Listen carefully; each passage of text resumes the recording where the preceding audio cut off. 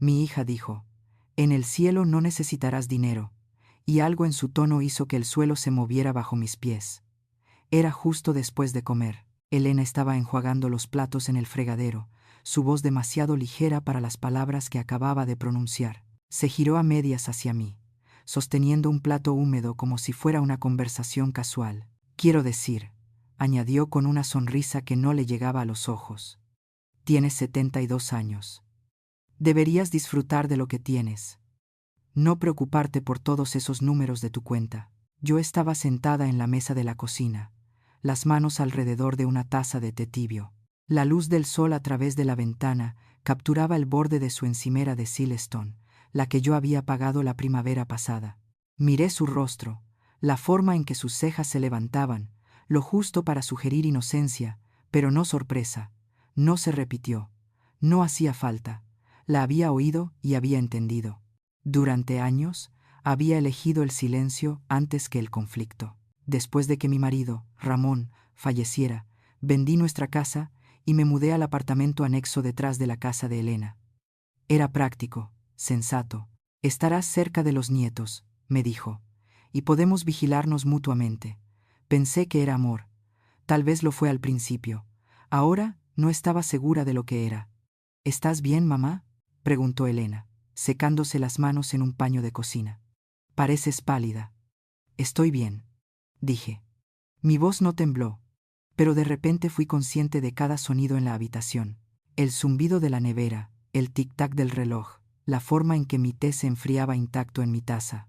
Más tarde esa noche, cuando volví al apartamento, intenté recordar si alguna vez había dicho algo así antes. No pude recordar, pero comencé a notar otras cosas.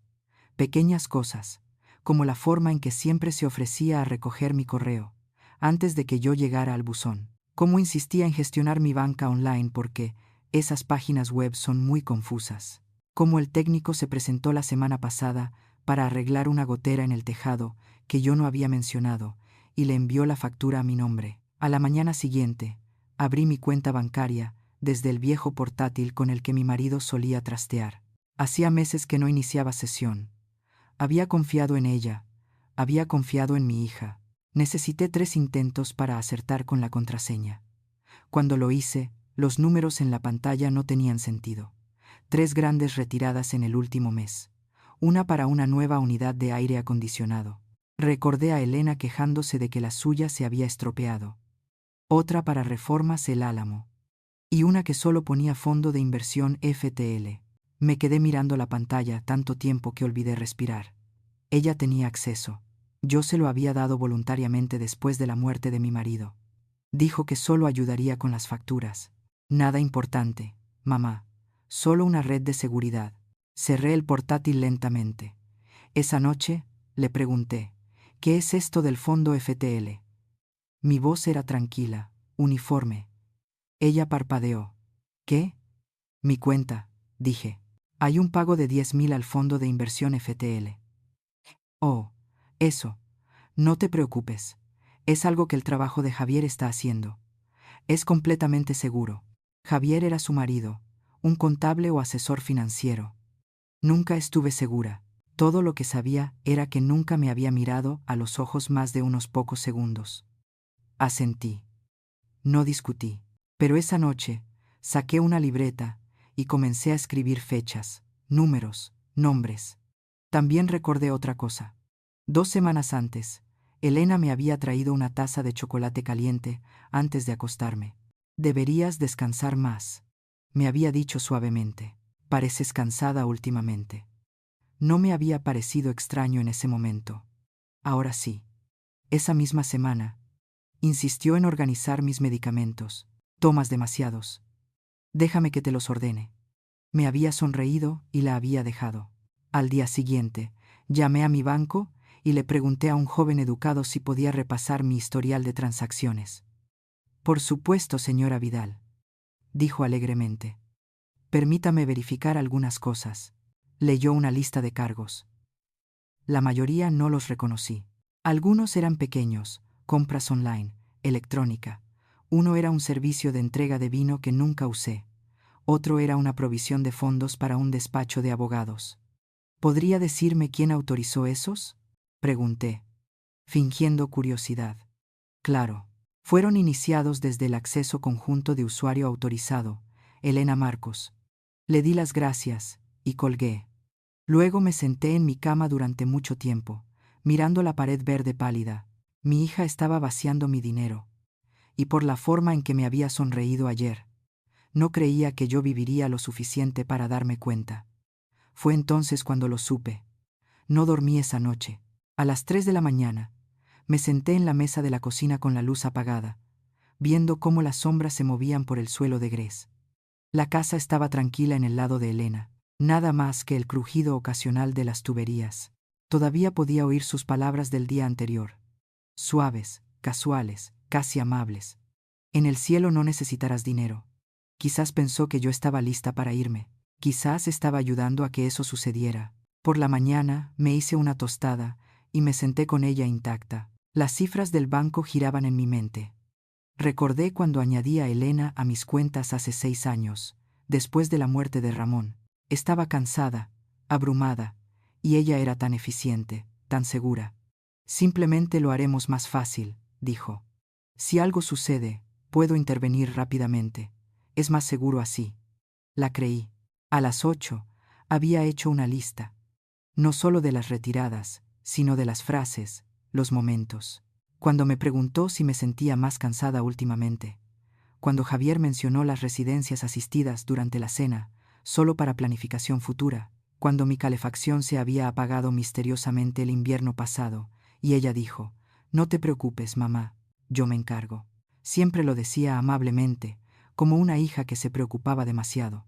A las 10, estaba en la biblioteca usando los ordenadores públicos para imprimir 6 meses de extractos. No quería arriesgarme con la impresora de mi apartamento, que pitaba y hacía clic de forma impredecible. Me metí los papeles en el abrigo y volví a casa por el camino largo, pasando por el parque donde solía llevar a Sara, mi nieta, cuando era pequeña. Pensaba a menudo en ella ahora. Todavía llamaba. Todavía pasaba por aquí. Una chica tranquila con más sentido a sus 17 años que la mayoría de los adultos que conocía. Esa tarde, esperé hasta que Elena salió a hacer recados. Luego caminé la corta distancia hasta la casa principal y llamé a la puerta. Sara abrió, sorprendida. «Abuela». «Hola, cariño. ¿Está tu madre en casa?» «Acaba de irse a la tienda», dijo Sara, retrocediendo. «Pasa.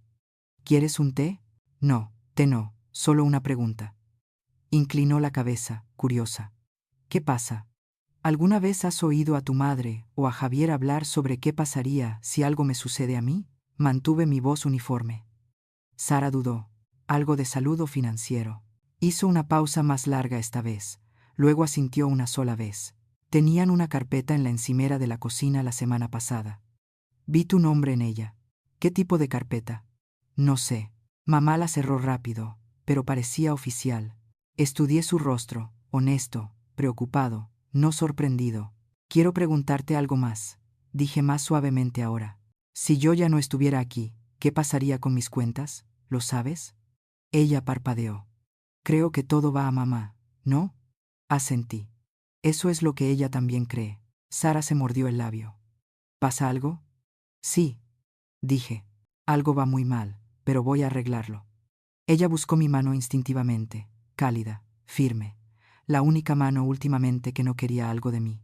Más tarde esa noche, Elena vino a mi apartamento, su pelo perfecto, su maquillaje casual, pero preciso. «¿Estuviste fuera hoy?», dijo demasiado ligeramente. «¿Haciendo algo divertido?», sonreí. «Solo recados». «Oh, bien. Últimamente has estado muy encerrada. Necesitas aire fresco. Y por cierto, dejaste la puerta trasera abierta. Cualquiera podría entrar». La sonrisa se mantuvo en mis labios. «Cualquiera ya entró, ¿verdad?» Ella parpadeó. «Los documentos del seguro se movieron», dije. «No están donde los dejé». El rostro de Elena parpadeó por un segundo. Apenas, pero fue suficiente. «Quizás lo olvidaste», dijo rápidamente. «Has estado cansada últimamente. Quizás un poco olvidadiza». Asentí lentamente. «Debe ser eso». Se fue poco después, diciendo que tenía que preparar la cena. Tan pronto como la puerta se cerró detrás de ella, saqué los extractos impresos y comencé a subrayar. También abrí mi cajón y encontré el documento que una vez firmé. Un poder notarial duradero. El nombre de Elena estaba allí mismo. Mi abogado me había advertido en aquel entonces. Solo dele esto a alguien en quien confiaría su vida. Lo había hecho. Ahora, iba a recuperarlo. A la mañana siguiente, llamé a mi viejo abogado, don Ricardo Solís. No había hablado con él desde que se cerró el patrimonio de Ramón, pero su voz era la misma, mesurada, educada, no se alteraba fácilmente. Señora Vidal, dijo después de que le expliqué brevemente, siento escuchar eso, pero me alegra que se haya puesto en contacto. Estaré encantado de ayudar. ¿Todavía tiene el documento original del poder notarial? Sí, dije, y quiero revocarlo hoy mismo. Puedo redactar la revocación y una nueva directriz financiera para su firma, pero necesitaré que venga a la oficina. Es urgente. Miré alrededor de mi apartamento, a la pulcra estantería, las flores que Sara me había traído, hacía 2 semanas ahora marchitas, al tranquilo zumbido de una vida que ya no sentía como mía. Sí, dije, es urgente. Al mediodía, estaba en su oficina en la zona centro, sentada frente al mismo escritorio de roble en el que me había sentado cuando Ramón murió. Recordé ese día. Llevaba ropa azul marino. Hoy también llevaba azul marino. Ricardo puso los documentos ante mí. Esto, dijo, tocando la primera página, revoca el poder notarial duradero otorgado a Elena Marcos, con efecto inmediato. Este segundo documento crea una nueva directriz. Todas las decisiones financieras deben ser aprobadas por usted y solo por usted, a menos que elija otra parte autorizada. No lo haré, dije. Él asintió, y le recomendaría cambiar las contraseñas de sus cuentas, de todas ellas. Ya lo he hecho. Ricardo sonrió levemente. Entonces está un paso por delante. Firmé cada página con una mano más firme de lo que esperaba. Cuando salí de la oficina, el viento atrapó el borde de mi bufanda y la dejé ondear por un momento con la brisa. Una pequeña y estúpida libertad, pero se sintió bien. En casa, entré online y eliminé a Elena como usuaria autorizada de mis cuentas bancarias. Cerré la cuenta de ahorro conjunta. Abrí 2 cuentas nuevas con acceso limitado, ambas a mi nombre completo, con autenticación multifactor. Me aseguré de que nada estuviera vinculado a ella. Me llevó el resto de la tarde. A las 6 llamaron a la puerta. Era Elena. Sonrió, pero sus ojos estaban tensos. Solo estaba pasando a ver cómo estabas. Sara dijo que fuiste al centro hoy. Asentí. ¿Tuviste una reunión con quién? Sostuve su mirada. Mi abogado. Su rostro se congeló. ¿Todo bien?, preguntó después de una pausa. Todo está bien, dije, pero necesitaba actualizar algunas cosas. Solo rutina. Ella volvió a sonreír. Más delgada esta vez. Bien.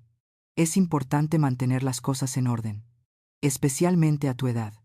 Ahí estaba otra vez. Tu edad. Siempre dicho como una almohada sobre la cara. He decidido, dije, encargarme de mis finanzas yo misma a partir de ahora. Oh sí. He cerrado las cuentas conjuntas. He actualizado todas las contraseñas. También he firmado una revocación de poder notarial. Su boca se abrió y luego se cerró. Parpadeó rápidamente. Mamá, eso es. ¿Por qué harías? ¿Alguien te dijo algo? Sí, dije en voz baja. Tú lo hiciste, varias veces, y finalmente te escuché. Ella me miró fijamente. Esto es hiriente. Yo solo he intentado ayudar. ¿Ayudar? Repetí. ¿Cómo retirar miles de euros para reformas de la casa que nunca acepté? ¿Ayudar cómo mover mis medicamentos y asegurarte de que no pudiera acceder a ellos sin ti? ¿Ayudar cómo decirle a Sara que probablemente no estaría por aquí mucho más tiempo? Su rostro se puso rojo. Eso no es lo que quise decir. Pero es lo que dijiste. El aire en la habitación era pesado. Se quedó allí como si tratara de decidir si gritar o suplicar. En cambio, retrocedió. Estás paranoica. Honestamente, mamá, quizás deberías hablar con alguien. Ya lo he hecho, con mi abogado, mi banco, y ahora contigo. Su boca se torció. Estás cometiendo un error. No, dije. Estoy corrigiendo uno. Se fue sin decir otra palabra.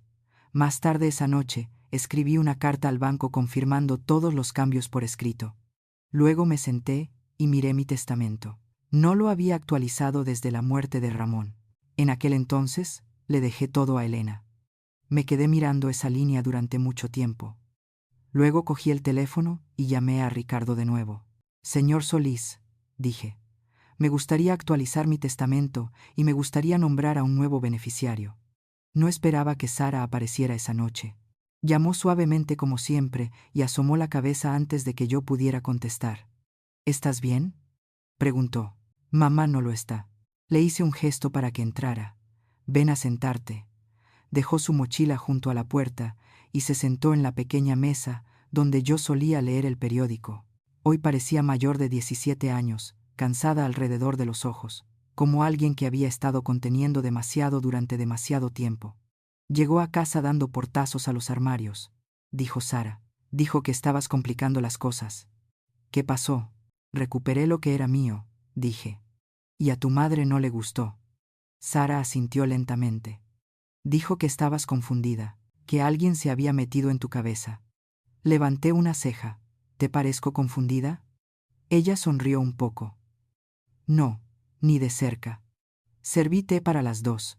No el tipo de hierbas que Elena compra para las visitas, sino el té negro de verdad que guardo en una lata marcada como Ceilón.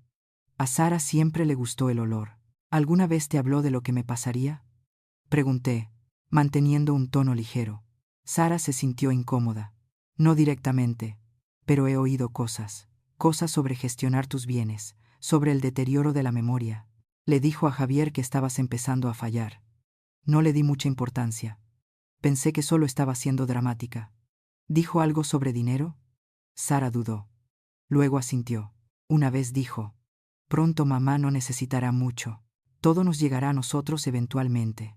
Pensé que se refería a lo habitual, ya sabes, la herencia. No pensé que se refiriera a pronto. La observé con atención. Era honesta. Aún así, odié que se hubiera visto obligada a escuchar esas palabras. A vivir entre lo que está bien y lo que es fácil. Estoy actualizando mi testamento, dije, cambiando al beneficiario. Ella levantó la vista, sobresaltada. No tienes que decírmelo. Sí, tengo que hacerlo, dije, porque eres tú. Su boca se abrió de sorpresa. No quiero que sea una recompensa, dije, ni por lealtad, ni por amabilidad, sino porque eres la única que me ve claramente, y porque sé que no lo gastarás en encimeras de Silestone o fotos puestas en escena. Sara parecía a punto de llorar. Abuela, no me importa tu dinero. Lo sé, dije. Y esa es exactamente la razón. Bebimos nuestro té en silencio por un rato. ¿Sabes lo que estaban planeando?, pregunté. Ella negó con la cabeza. Creo que iban a sugerir un centro de bienestar. Eso es lo que mamá lo llamó la semana pasada. Dijo que estaba investigando lugares con entornos de medicación controlada. Le pregunté si yo estaba enferma, y ella dijo, todavía no, pero pronto. Apreté las manos bajo la mesa, no por miedo, sino por rabia. Controlada. Tranquila. Ella cree que no me defenderé, dije. Cree que sigo siendo la mujer que deja pasar las cosas. Sara se acercó a la mesa y colocó su mano sobre la mía. Ya no eres esa mujer. Miré su mano, cálida, firme. Ella no se inmutó. Va a presionar más ahora, dije. Lo sabes. Sara asintió. Ya lo está haciendo. Me pidió ver mi móvil hoy. Dijo que quería saber con quién me enviaba mensajes. ¿Se lo enseñaste? No, dijo con firmeza. Le dije que no soy una niña. Sonreí. Hicimos un acuerdo silencioso entonces. Nada formal, sin palabras, solo dos mujeres, separadas por décadas, unidas ahora por la verdad. Cuando se fue, la observé caminar por el sendero hacia la casa principal. Sus hombros estaban cuadrados, parecía fuerte, más fuerte de lo que yo nunca fui a su edad. Y me hice una promesa a mí misma.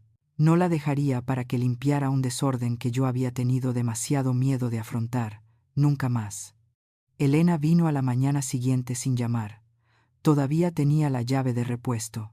No hice ningún movimiento para detenerla. Entró con paso rápido como alguien que llega a una reunión que pretende dominar. Sus tacones resonaron contra el suelo, su bolso colgado alto en el hombro como un arma. Necesitamos hablar, dijo. Cerré el libro que estaba leyendo y crucé las manos en el regazo. De acuerdo. Ella no se sentó. No sé qué te pasa, comenzó, pero esto del abogado, las cuentas, está haciendo que todo sea más difícil de lo que debería ser. ¿Para quién?, pregunté. Para todos, dijo bruscamente. Para mí, para Javier, para Sara. Estás poniendo todo patas arriba. ¿Y para qué? ¿Para hacer una declaración? No, dije. Para tener control sobre mi propia vida, mi propio dinero. Sus ojos se entrecerraron. Estás siendo paranoica. Me levanté lentamente. Mis rodillas crujieron. Pero no vacilé. No me llames paranoica. Esa palabra es una máscara. Lo que quieres decir es que no te gusta que dejara de permitirte tomar decisiones por mí. He estado tratando de ayudar, espetó. Todo lo que he hecho ha sido por tu beneficio. ¿Lo fue? Pregunté tranquila como una piedra. Pedí yo el fondo de inversión. ¿La mejora de la cocina? ¿El envío de vino de 900 euros a mi nombre? Su rostro se ruborizó. Eran transferencias temporales. Íbamos a reembolsarte. No lo ibais a hacer, dije. Y lo sabes. Abrió la boca, la cerró, y luego se recuperó. Entonces, ¿así van a ser las cosas ahora? ¿Simplemente vas a acusarme de robo? No estoy acusando. Estoy afirmando. Tomó aire. Trató de suavizar su voz. Mira, mamá. Entiendo que te sientes insegura. Envejecer da miedo, pero no tienes que pasar por ello sola. No, dije, no tengo. Pero tampoco tengo que pasar por ello controlada, manipulada, descartada. Pareció que iba a llorar entonces, pero no me fiaba de las lágrimas. Siempre has sido dramática, dijo, más bajo ahora. ¿No ves el panorama general? Estábamos planeando cosas para tu cuidado, tu comodidad. Mi salida, corregí. Llamemos a las cosas por su nombre. Estás tergiversando todo. ¿Lo estoy? Ella desvió la mirada, con la mandíbula tensa. Sara me lo dijo, dije. Lo del archivo, sobre lo que le dijiste a Javier, que pronto no necesitaría mucho, que estaba empezando a fallar, que estabais buscando centros. Ella lo entendió mal. No, dije, con la voz endurecida. No lo hizo. Un silencio se instaló entre nosotras. No el tipo que viene del agotamiento, sino el tipo que viene de algo que se pudre al aire libre. Dame la llave, dije. ¿Qué? De mi casa. La llave de repuesto. Devuélvemela. No puedes hablar en serio. Sí que puedo. Este es mi espacio. Ya no entras sin ser invitada. Se quedó allí, aturdida. Ahora, dije, por favor. Buscó en su bolso y la sacó lentamente, como si le quemara los dedos. Extendí la mano, y ella la dejó caer en mi palma. No sé con quién has estado hablando, dijo, pero te han envenenado. Nadie me ha envenenado, dije. Simplemente empecé a escuchar. Se dio la vuelta sin una palabra, y salió por la puerta. Cuando hizo clic al cerrarse detrás de ella, solté un aliento que no me había dado cuenta de que estaba conteniendo.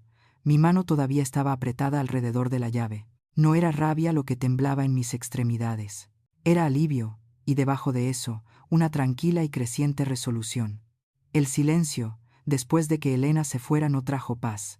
Trajo una especie de ruido peculiar, pensamientos chocando entre sí como platos en un fregadero roto. Me senté un rato sosteniendo esa llave de repuesto en mi palma.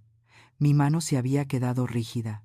Abrí mi cajón, el que solía guardar viejas facturas, sellos, algunas tarjetas de cumpleaños amarillentas de Sara, y encontré la carpeta que no había tocado en 2 años. Dentro estaban mis documentos más importantes: certificado de nacimiento, certificado de defunción de Ramón, el testamento original, y escondido detrás de ellos, el papeleo que Elena me había pedido que firmara justo después de su funeral. Ella había dicho que era solo en caso de emergencias. No lo había leído. Ahora lo hice. No era solo un poder notarial estándar, era duradero y no se limitaba a las finanzas. Se extendía a las decisiones médicas, transferencias de patrimonio, incluso acuerdos de vivienda. Releí la cláusula 3 veces antes de dejar caer el papel sobre la mesa. Ella podría haberme sacado de mi casa, vendido mis pertenencias, cambiado mis médicos, ingresarme en un centro, Y si yo hubiera empezado a olvidar los nombres de las esquinas o a extraviar un pastillero, ella habría tenido toda la justificación que necesitaba. Se me revolvió el estómago. Llamé a Ricardo Solís. Encontré otro documento, dije. Uno que no entendí cuando lo firmé. Descríbamelo, dijo suavemente. Leí el título en voz alta. Luego las cláusulas. Él suspiró. Eso es más completo de lo que pensaba. Voy a necesitar presentar una revocación completa en el registro. También querremos protocolizar una carta que indique que está usted en su sano juicio y actuando de forma independiente. ¿Será suficiente? Lo será si nadie lo impugna. ¿Y si lo hacen? Ricardo hizo una pausa. Entonces les dejamos. Pero no ganarán. Programó una notaría para la mañana siguiente. Colgué y me senté en el silencio. Un centro. Eso es lo que estaba preparando. Ahora podía verlo. Los empujones graduales, las medicaciones cambiadas, el nuevo sistema de correo que había implementado donde ya no veía cartas. Incluso me había preguntado si quería ayuda para consolidar mis recetas en blisters, para que no te confundas. Se había sentido como amabilidad. Ahora lo veía como un ensayo. Caminé hasta el espejo en el pasillo, no uno de cuerpo entero, solo un modesto rectángulo sobre una pequeña mesa de roble donde guardaba mis llaves. Miré mi rostro, las arrugas, el pelo gris, la suave papada que solía molestarme y que ahora no lo hacía. «Todavía estás aquí», dije en voz alta. Luego lo dije de nuevo, más firme. «Todavía estás aquí», porque necesitaba escucharlo de mí misma. Esa noche, volví a colocar mis medicamentos en el armario de la cocina. Hice una lista de todo lo que tomo, dosis, horas, fechas de reposición, y la pegué en el tablón de corcho encima del teléfono. Luego cogí la pequeña caja ignífuga que guardaba debajo de mi cama y cerré mis documentos legales dentro. Cuando me acosté, no leí. No tomé té. Me acosté boca arriba y miré el techo, dejando que la verdad se asentara como ceniza sobre mi pecho. Elena no solo había intentado tomar mi dinero, había intentado borrar mi autonomía en silencio, dulcemente, estratégicamente. Pero yo todavía estaba respirando. Y mientras pudiera respirar, podía actuar. La notaria llegó justo después de las 10 de la mañana siguiente. Una mujer alta llamada Ivone, con el pelo plateado corto y una carpeta de cuero metida bajo el brazo. «Señora Vidal», dijo con una sonrisa tranquila, «el señor Solís ha enviado todo. Solo necesito unas pocas firmas y su DNI». Le indiqué que entrara y le serví un vaso de agua. Se sentó a la mesa como si hubiera hecho esto 1000 veces, y supongo que sí. Me pregunté cuántas mujeres como yo habría conocido.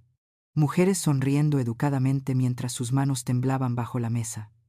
Hoy no. Ella deslizó los papeles hacia adelante. Este primero revoca la directriz médica, que nombra a su hija como apoderada de salud. La designa a usted como su única decisora a menos que designe a otra por escrito. Firme. Este segundo documento es una declaración de testigo que afirma que está en su sano juicio y es capaz de gestionar sus propios asuntos.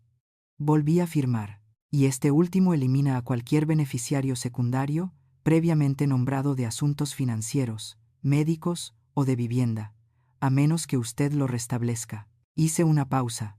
Eso significa que Elena no puede actuar en mi nombre en absoluto. No, sin un nuevo documento notarial. Apreté el bolígrafo contra la página lentamente, con firmeza, dejando que la tinta se asentara como un sello. Después de sellar todo, Ivonne se levantó alisándose la falda. Si alguien intenta actuar en su nombre, legal o médicamente, estos documentos la protegen.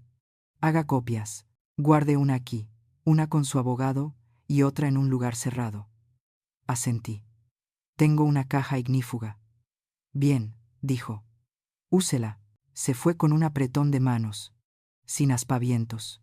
La puerta hizo clic al cerrarse detrás de ella, y me quedé en medio de la cocina, sosteniendo los formularios firmados como si fueran las escrituras de mi vida, porque lo eran. Más tarde esa tarde, caminé hasta la oficina de correos, no la más cercana a la casa de Elena, sino la que estaba al otro lado de la ciudad, donde nadie me reconocería. Envié las copias de Ricardo por sobre prioritario. También recogí un nuevo formulario de registro de apartado de correos. Haría que mi correo fuera redirigido. No más ayuda de Elena para clasificarlo. Cuando regresé, Sara estaba esperando en los escalones del porche, con las rodillas recogidas bajo la barbilla. Oí gritos, dijo suavemente. Antes, mamá y Javier. Me senté a su lado. Gritarán más fuerte, antes de que se callen. Ella asintió. Lo hice, dije. Firmé las revocaciones, todas ellas. Sus ojos se abrieron. Todas las médicas, financieras, de vivienda, todo. Sara me miró como si no estuviera segura de si animarme o llorar. No se lo tomará bien. No está destinado a eso. Nos sentamos en silencio un rato. El tipo de silencio que se sentía como si algo se estuviera cosiendo de nuevo, no destrozando. También he empezado a buscar apartamentos, dije finalmente. ¿Te vas? No lejos, solo a otro sitio. A algún lugar con una cerradura de la que ella no tenga copia. Sara no respondió al principio. Luego dijo, ¿puedo ayudar? Su voz se quebró un poco en la última palabra. La miré. Esta chica, aún no adulta, pero ya más fuerte que la mayoría de las mujeres que le doblaban la edad. Sí, dije, puedes. Se quedó hasta la noche, ayudándome a clasificar papeles en carpetas etiquetadas, legales, médicas, financieras. Sara y yo no hablamos de Elena. No hacía falta, su silencio ya había dicho suficiente. Cuando Sara se levantó para irse, me miró fijamente durante mucho tiempo. Lo siento. No tienes nada que sentir. Sí, lo tengo. Debería haberte avisado antes. Sabía que algo no iba bien. Busqué su mano. Lo sabías, y estás aquí ahora. Eso es lo que importa. Ella asintió. No estás sola en esto. No, dije con más certeza de la que había tenido en años. No lo estoy. Tomé el autobús a la mañana siguiente, no porque tuviera que hacerlo. Mi coche seguía aparcado detrás del apartamento, aunque Elena a menudo se refería a él como poco fiable, sino porque quería tiempo tranquilo para pensar. El estruendo del motor, el suave balanceo en las esquinas, la presencia anónima de extraños a mi alrededor. Me dio una especie de paz. El autobús se dirigió hacia el norte, hacia la parte más antigua de la ciudad, donde Ramón y yo habíamos comprado nuestra primera casa, donde solía llevar a Sara en su sillita a lo largo de aceras agrietadas bordeadas de árboles de cornejo. Hacía años que no caminaba por esa calle. Cuando me bajé en la esquina de Calle del Sol y Calle Mayor, el aire se sintió diferente, más limpio, como si nadie aquí supiera lo que me habían hecho o lo que acababa de deshacer. La casa seguía allí, de color amarillo pálido, con una barandilla del porche caída y contraventanas que no se habían vuelto a pintar desde el gobierno de Aznar. Pero era sólida. Me quedé al otro lado de la calle durante mucho tiempo, recordando cómo se veía cuando la compramos. Ramón cargando cajas, yo fregando baldosas de la cocina, ambos demasiado cansados para hablar, pero demasiado enamorados para preocuparnos. Había un cartel de «Se vende» en el jardín. Ya no era mi casa, pero la vista de ese cartel plantó algo en mí. Caminé por el vecindario durante más de una hora. A unas pocas manzanas vi otro cartel, Propiedades Malister, alquilando chalets para mayores. Se encontraba frente a una hilera de casas de un solo piso con jardines ordenados y porches amplios. Crucé la calle y miré por la ventana de la pequeña oficina de alquiler. Una mujer con un cardigan gris levantó la vista detrás del escritorio y sonrió a través del cristal. 10 minutos después, estaba sentada frente a ella. ¿Está buscando para usted, señora Vidal?, preguntó amablemente. Así es, dije. ¿No hay familia con usted hoy? No, dije de nuevo. Solo yo. Me entregó un folleto brillante. Mostraba planos de planta, fotos de muestra, alegres salones con luz solar en suelos de roble. Yo no necesitaba alegría. Necesitaba privacidad, autonomía y un porche orientado al este. Tenemos una vacante en la unidad 7, dijo. Parte trasera del complejo, tranquila, cocina nueva, sin paredes compartidas. Pedí verla. El lugar era pequeño, solo 2 dormitorios, un baño y medio, pero se sentía como algo que no había sentido en mucho tiempo. Mío. Sin olor a comida de otra persona, sin un armario lleno de vitaminas etiquetadas por las manos de otra persona, solo luz limpia y paredes vacías. Me quedé en el salón viendo bailar el polvo en un rayo de sol de la tarde. Pensé en Elena, en su tono, su control, sus cálculos. Luego pensé en la mano de Sara sobre la mía y la firmeza en su voz cuando dijo: «No estás sola en esto». «Me lo quedo», dije. La mujer parpadeó. «¿Le gustaría comenzar la solicitud?» «No, me lo quedo». Hubo una pausa y luego: «De acuerdo, solo necesitamos prueba de ingresos o bienes y un pequeño depósito para reservar la unidad». Saqué la carpeta de mi bolso. Ricardo lo había preparado todo: prueba de fondos, identificación, una copia de mis documentos de revocación por si acaso. El depósito provino de mi nueva cuenta, la que no tenía vínculos con Elena. Una hora más tarde, salí de la oficina de alquiler con un juego de llaves. No lloré, no porque no fuera emotivo, sino porque era mío. Mi decisión tomada sin influencia, culpa o presión. Y después de todos estos años de silencio, eso se sintió mejor que cualquier sentimiento que pudiera nombrar. De vuelta en el autobús, me senté en el mismo asiento, esta vez mirando hacia adelante, no de lado. En casa, llamé a Sara. «Encontré un sitio», dije. «Me mudo». Ella no respondió de inmediato. Luego: «¿Necesitas ayuda para empacar?» «No», dije. «Pero quiero que estés allí cuando me vaya. No para llevar cajas, solo para presenciarlo». Ella se quedó en silencio otra vez. «Por supuesto que estaré allí». Al colgar el teléfono, miré alrededor de mi pequeño apartamento. Nunca lo odié, pero ahora, con mi nombre fuera del contrato de arrendamiento y Elena todavía controlando la propiedad, se sentía como una caja de papel, una en la que me habían doblado lentamente hasta que olvidé cómo presionar contra las esquinas. Ahora, la tapa se estaba quitando, y yo estaba saliendo sola. Comencé a empacar a la mañana siguiente. No se lo dije a Elena. No le debía eso. Empaqué cosas lentamente. Solo lo esencial: ropa, libros, mi sartén de hierro fundido, álbumes de fotos que habían sobrevivido a 5 mudanzas y una inundación en el sótano. Todo lo demás podía quedarse o descartarse. Había terminado de cargar peso muerto. Al mediodía, Sara apareció con cajas vacías y las mangas remangadas hasta los codos. «¿De verdad vas a seguir adelante?», preguntó, aunque su voz ya sabía la respuesta. «Firmé el contrato de arrendamiento», dije. «Tengo las llaves. No voy a esperar permiso». Trabajamos en silencio. Ella pegaba cinta. Yo doblaba. El ritmo se sentía como respirar. A mitad de camino, abrió un cajón y se congeló. «¿Qué es esto?». Sostuvo un documento, una copia doblada de mi testamento, uno que no había visto en años, pero no era el original. Tenía marcas de bolígrafo, revisiones y una nota adhesiva con la letra de Elena que decía: «Pendiente de firma final. Preguntar después de la próxima visita al médico». Se me revolvió el estómago. Se lo quité. Me senté con fuerza en la mesa. La versión revisada le dejaba todo a Elena. Sin mención a Sara, sin contingencias, solo una transferencia de riqueza limpia y eficiente. No solo mis ahorros, sino el coche, el seguro restante de la póliza de Ramón, incluso la vieja colección de monedas que él había guardado en un estuche ignífugo. Ella se estaba preparando para finalizarlo como si yo ya estuviera a medio camino de irme. No hablé por un tiempo. Sara se sentó frente a mí, con los ojos fijos en mi rostro como si temiera que me fuera a romper. «No tenía derecho», dije por fin. «Probablemente no esperaba que lo encontraras, porque no esperaba que yo buscara». Esa noche, justo cuando estábamos sellando la última caja, Elena llamó. No contesté. Ella abrió la puerta de todos modos. Sus ojos escanearon la habitación, deteniéndose en las pilas de pertenencias empacadas, los cajones abiertos, la tranquila finalidad de todo. «Te estás mudando», dijo secamente. «Así es». «¿A dónde?».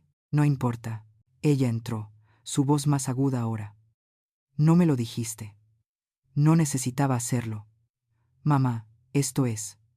Miró alrededor como si esperara que Sara interviniera.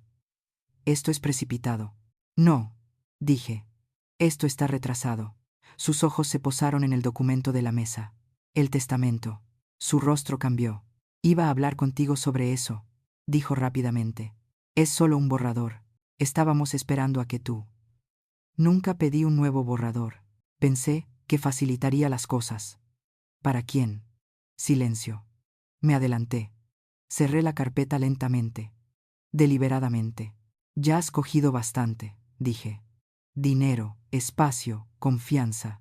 No te quedarás con el resto. Elena se cruzó de brazos. Estás reaccionando exageradamente.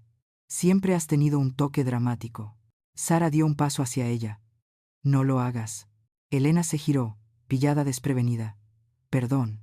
No le hables así, dijo Sara, con voz baja pero sin temblar. Ella no es la que está mintiendo. Los ojos de Elena parpadearon entre nosotras. Crees que estás siendo noble, le dijo a Sara. Pero te arrepentirás de elegir bandos. No elegí bandos, dijo Sara. Elegí la verdad. Elena abrió la boca para replicar, pero levanté una mano. Hemos terminado aquí, dije. Ya no eres bienvenida en este espacio. Esta es mi propiedad, dijo bruscamente. No por mucho tiempo, respondí. Eso la detuvo. No di más detalles. La dejé que se preguntara. La dejé que se retorciera en ese silencio. Se fue sin dar un portazo. El silencio que siguió fue largo, pero no pesado. Ya no. Los transportistas llegaron a las 8 en punto. Dos jóvenes educados con camisas azul marino que trabajaron rápido y sin preguntas. Sara supervisó las cajas mientras yo firmaba formularios. Elena no se mostró. Quizás finalmente entendió que no estaba fanfarroneando. O tal vez simplemente no quería ver cómo se veía cuando alguien se le escapaba de las manos sin luchar. Al mediodía, estábamos en el nuevo lugar. La unidad 7 estaba en la parte trasera de la propiedad, tal como la mujer de la oficina de alquiler había prometido. Sin vecinos a ambos lados. Un pequeño porche orientado al este. El sol ya había calentado la madera cuando pisé él por primera vez. «Este es tuyo», susurró Sara mientras estaba detrás de mí. «Lo es», dije, y así se sintió. Dentro, las paredes estaban desnudas. El aire olía ligeramente a pintura fresca, y el suelo de la cocina todavía tenía residuos de pegatinas en las esquinas, pero era mío. Nadie lo había arreglado por mí. Nadie me había ayudado a reorganizar mis cosas o a elegir mis cortinas. Esta vez, yo elegiría todo. Los transportistas colocaron las cajas donde Sara les indicó. Luego se fueron sin dejar rastro, sin juicio, sin conversación, solo el sonido de una furgoneta alejándose por un carril tranquilo. Sara y yo desempaquetamos primero la cocina. Ella alineó las tazas, mientras yo limpiaba los estantes. La observé detenerse en una de ellas, una verde astillada que Ramón usaba todas las mañanas. La giró suavemente en sus manos. Luego la colocó al frente de la fila. Solía dejarme beber chocolate caliente de esta, dijo. Sonreí. Dijo que te daba sabiduría temprana. Nos reímos en voz baja, no por alegría, sino por alivio. Esa tarde, caminamos hasta el mercado cercano. Un paseo de 10 minutos, acera plana, sin tráfico. Hacía años que no caminaba así. Sara cargó las bolsas más pesadas, sin hacer comentarios. Llenamos la nevera juntas. Leche, fruta, queso, la mantequilla buena que no había comprado desde que Elena empezó a gestionar mis entregas de comestibles. ¿Necesitas que me quede esta noche?, preguntó Sara mientras el sol comenzaba a ponerse. No, dije, pero quiero que vengas a cenar la semana que viene. Solo tú. Ella asintió. Lo haré. Antes de irse, se detuvo en el umbral y miró alrededor una vez más. Este lugar te sienta bien, se siente tranquilo. Dije. En el buen sentido. Sara me abrazó fuertemente. Estoy orgullosa de ti. No dije nada, simplemente la abracé un poco más de lo que pretendía. Cuando se fue, me senté en el salón. La luz era dorada. No encendí ninguna lámpara. No necesitaba ruido ni movimiento ni televisión. Necesitaba esto. Hice té. Abrí un libro. Me senté en una silla en la que nadie más se había sentado nunca y respiré. Más tarde, cuando me acosté, me subí las sábanas hasta la barbilla y sonreí en la oscuridad. Nadie sabía dónde estaba. Nadie tenía una llave. Y por primera vez en años, nadie tenía acceso a mi vida excepto yo. El primer día completo en la casa nueva comenzó con silencio. No el tipo de silencio que sigue a una puerta golpeada o a una conversación fría, sino el tipo que se posa sobre tus hombros como un chal suave. Sin pasos sobre mí. Sin portazos de coche en el camino de entrada. Sin mensajes de Elena preguntando si había tomado mis vitaminas. Solo tranquilidad. Hice café como me gusta, fuerte, no amargo. Me paré descalza sobre el azulejo de la cocina y observé cómo el vapor se rizaba de la taza. El sol de la mañana entraba bajo y fuerte, proyectando sombras limpias en el suelo. Sentí como si hubiera entrado en la vida de otra persona. Alguien tranquilo, alguien libre. Pasé la mañana colocando cosas lentamente en su lugar. Organicé la estantería. Primero las novelas, luego la poesía, luego los libros de cocina, que rara vez usaba, pero de los que me negaba a separarme. Colgué los 2 cuadros enmarcados que había cogido del apartamento, uno de Ramón y yo en nuestro 40 aniversario, riendo con pastel en la nariz, el otro de Sara a los 8 años, dormida sobre una pila de libros de la biblioteca. Cerca del mediodía, abrí la última caja. Contenía un revoltijo de cosas que no había clasificado. Viejas tarjetas, recibos, trozos de papel que no había tenido el corazón de tirar. Entre ellos, había una página doblada de un calendario fechada hace 2 años. En la esquina, había una nota con la letra de Elena. Programar chequeo de mamá. Preguntar sobre detección cognitiva. Me quedé mirándola durante mucho tiempo. ¿Detección cognitiva? No era nuevo, pero aún se sentía como una bofetada. Había estado planeando esto durante años. No solo ayudando, no solo gestionando, había estado midiendo cuánto tiempo tardaría en quitarme de en medio. Puse el papel en la basura, no en la trituradora, no en el fuego, solo en la basura. Algunas cosas no necesitaban ceremonia, solo necesitaban desaparecer. Almorcé de pie en la encimera de la cocina. Queso, pan, aceitunas de un tarro, nada emplatado, nadie a quien impresionar. Bebí un vaso de agua y no lo dejé en el fregadero. Lo lavé y lo puse donde debía estar. Por la tarde, di un paseo por el complejo. Había algunas otras personas fuera, en su mayoría mujeres de mi edad o mayores, algunas con perros, otras con guantes de jardinería. Una mujer me sonrió al pasar, y yo asentí educadamente. Todavía era demasiado pronto para conversar. No estaba lista para ser conocida aquí. Todavía no. De vuelta en casa, me senté en el porche. La madera estaba cálida bajo mis pies. Observé a un pájaro saltar por el borde de la barandilla, intrépido y nervioso. Un petirrojo, pensé, o algo parecido. Me di cuenta de que no había prestado atención a los pájaros en años. Pensé en llamar a Sara solo para saludar, pero no lo hice. Ella sabía dónde estaba. Vendría cuando estuviera lista. El sol bajó. Las sombras se estiraron sobre la hierba. Una brisa se movió a través de los setos, y sentí ese dolor familiar en mis rodillas, el que Ramón solía llamar advertencias del tiempo. Hice té, fuerte y oscuro. La casa crujió un poco por la noche, asentándose en su propio ritmo. Caminé lentamente por ella, apagando las luces una por una. Llené una bañera, me senté durante 20 minutos en silencio, y no pensé en nada. Esa fue la mejor parte, el nada. No pensé en Elena o en su rostro cuando le dije que no. No pensé en todas las pequeñas formas en que me socavó a lo largo de los años. Ni siquiera pensé en lo que podría pasar después. Simplemente dejé que el agua se calentara, luego se enfriara, luego se quedara quieta. En la cama, leí algunas páginas de una vieja novela. Luego apagué la luz. La habitación estaba en silencio. Las paredes no respiraban como solía hacer el apartamento. El aire no llevaba el sonido de los pasos de otra persona. Y en la oscuridad, no estaba esperando nada. Ni que sonara el teléfono, ni que se abriera la puerta. Simplemente estaba allí, viva, entera, mía. A la mañana siguiente, abrí la puerta principal para encontrar un pequeño volante atado con una goma elástica al pomo. Decía, Grupo de los miércoles. Té, charla, movimiento ligero, sin presión, ven como estés. No había logotipo, ni nombre de organización, solo una hora, una ubicación. Sala comunitaria B, cerca de la oficina de alquiler, y una línea a bolígrafo en la parte inferior. Eres nueva, pensé que te gustaría saber que estamos aquí.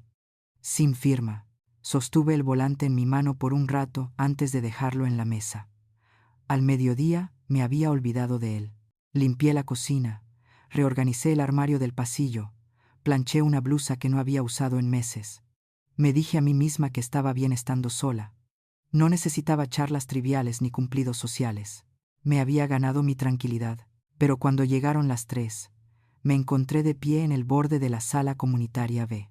La puerta estaba ligeramente entreabierta. Dentro oí voces suaves, un hervidor silbando, sillas raspando contra el suelo, el tipo de ruido que no se oye en el vacío, el tipo que solo proviene de personas que no esperan nada y lo ofrecen todo. Empujé la puerta para abrirla.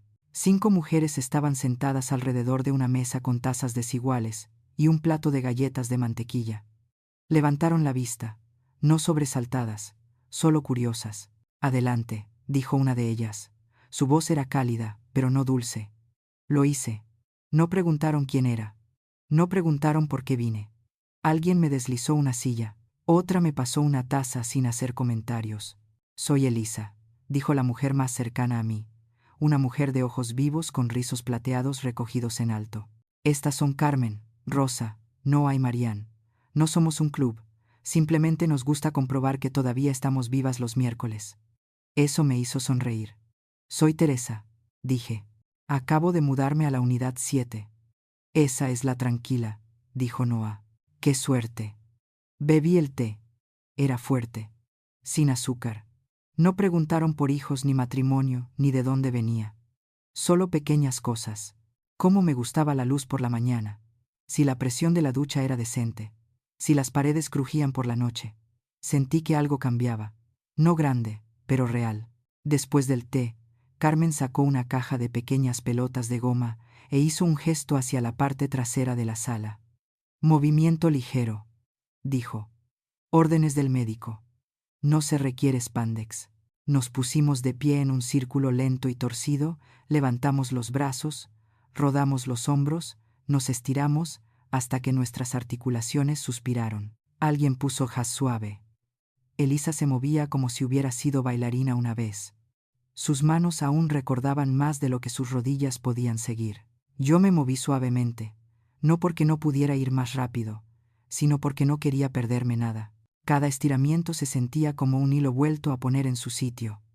Luego, Rosa me entregó otro volante.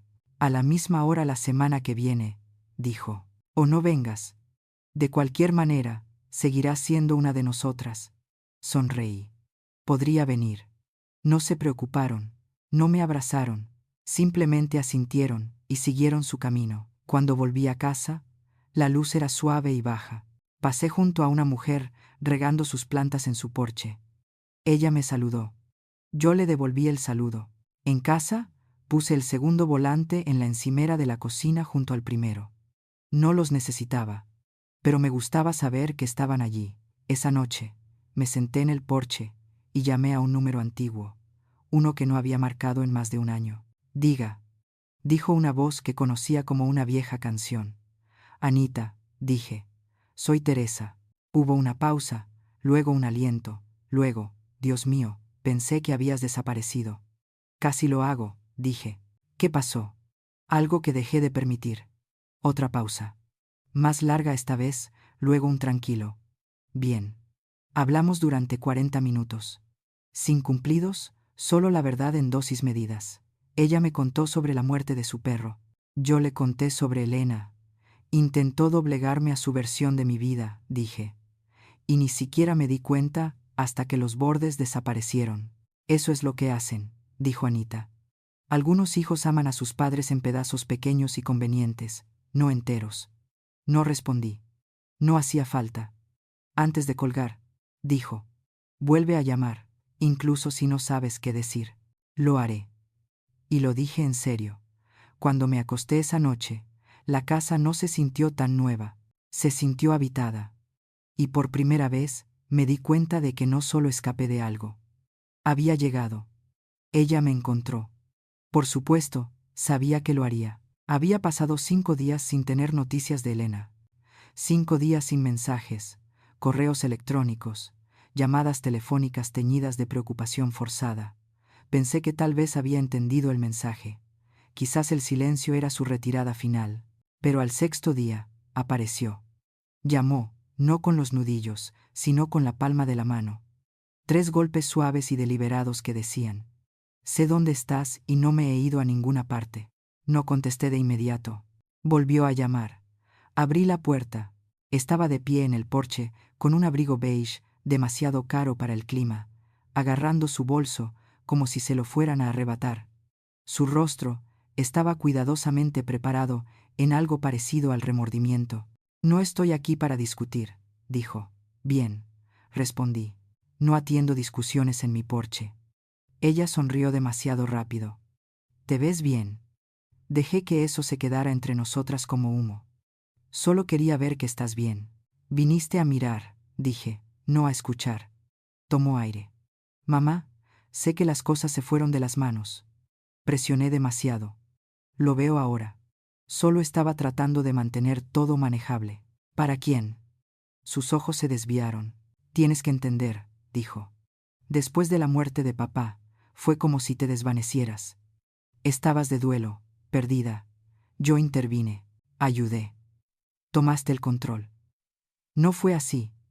Fue exactamente así. Su mandíbula se tensó, pero la suavizó rápidamente.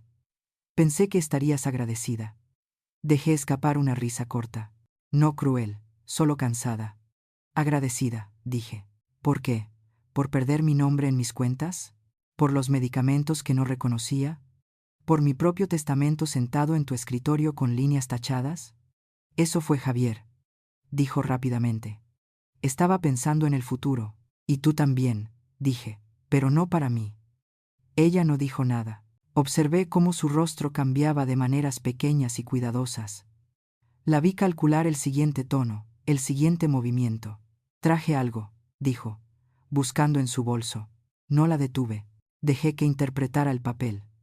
Sacó un marco de fotos, uno de Sara y yo en la playa hace 5 años. Mi brazo alrededor de ella, arena en el pelo, una sonrisa real, sin puesta en escena. Dejaste esto, dijo, sosteniéndolo. No pensé, no me lo llevé. Quédatelo, dije. Parece que tú lo necesitas más. Eso rompió el borde de su sonrisa. De verdad me estás excluyendo, dijo. Después de todo lo que he hecho. Hiciste mucho, dije. Eso es cierto. Su voz bajó. Así no es como funciona la familia. No, dije. Pero así es como funciona la mía ahora. Ella cambió su peso. ¿Qué vas a hacer si te pones enferma? ¿Si te caes? ¿Si empiezas a olvidar? Me las arreglaré, dije, en mis propios términos. Me miró de arriba abajo, como si evaluara mis posibilidades. Este lugar no te salvará, dijo en voz baja. Retrocedí y cerré la puerta suavemente. No un portazo, no una escena, solo una elección. Dentro, exhalé, no temblé, no lloré. Me senté en el sofá y esperé el golpe que no volvió a llegar. Se fue, esta vez, lo supe. Más tarde, llamé a Ricardo. Le dije que había encontrado mi dirección. Le pedí que tomara nota. Dijo que ya lo había hecho. Después de cenar, abrí las ventanas.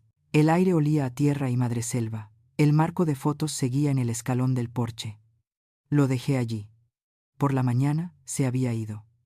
Pasaron 2 semanas. Los días se plegaron unos sobre otros con una especie de ritmo suave. Hice café cada mañana, leí, caminé. Empecé a cuidar un pequeño trozo de tierra detrás de mi unidad, justo el espacio suficiente para hierbas y 2 tomateras. Elisa del grupo de los miércoles me dio esquejes. Marian trajo semillas de caléndula en una servilleta como si estuviera pasando un secreto. No me sentía joven, pero no me sentía vieja de la manera en que Elena pronunciaba la palabra. Me sentía firme. En algún momento durante esa segunda semana, Sara volvió. Sin previo aviso, solo el sonido de pasos ligeros en el porche y un rostro que todavía me hacía sentir que no había fallado por completo. Llevaba una pequeña bolsa de papel en una mano y una sonrisa tensa. Traje magdalenas, dijo.